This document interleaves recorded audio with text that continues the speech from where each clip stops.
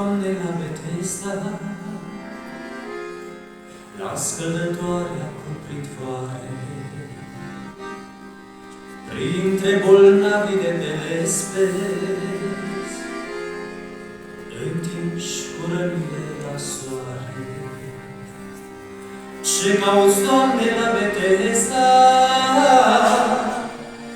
cu ochii pironiți la apă, printre sărmanii șoropsiții, pe care nimeni nu-i mai scapă.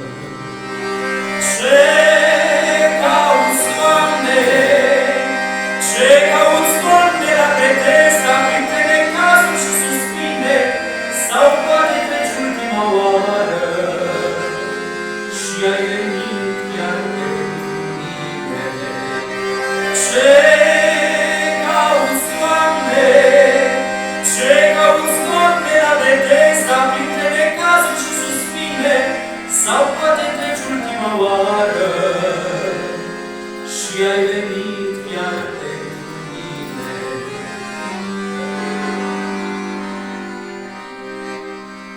Ce cauți, Doamne, la Betesda, la poarta oilor pierdute, lângă pricoarele tristării și ale gretelor tăcute? Ce cauți, Doamne, la Betesda, printre săracii fără nume, și ador plângând și gemajale, uitați și părăsiți de lume?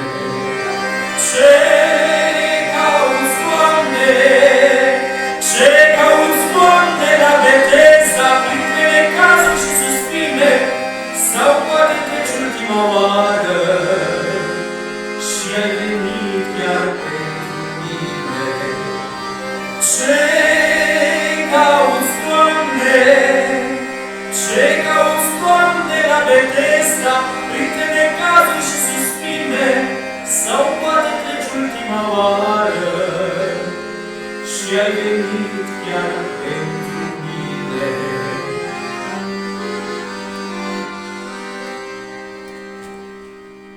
Ce cauți, Doamne, la Betesda,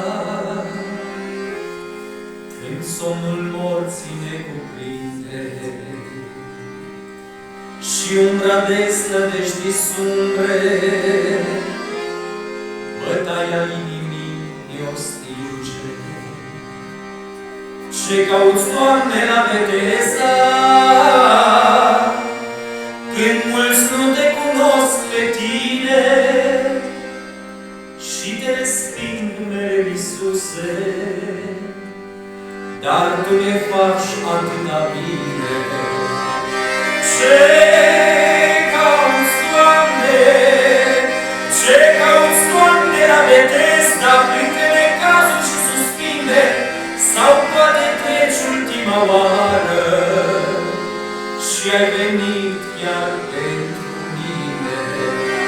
Ce cauți, Doamne, ce cauți, Doamne, la Betesda, printre necazuri și suspine, sau poate treci ultima oară și ai venit chiar pentru mine? Da, pentru mine Tu ai venit chiar pentru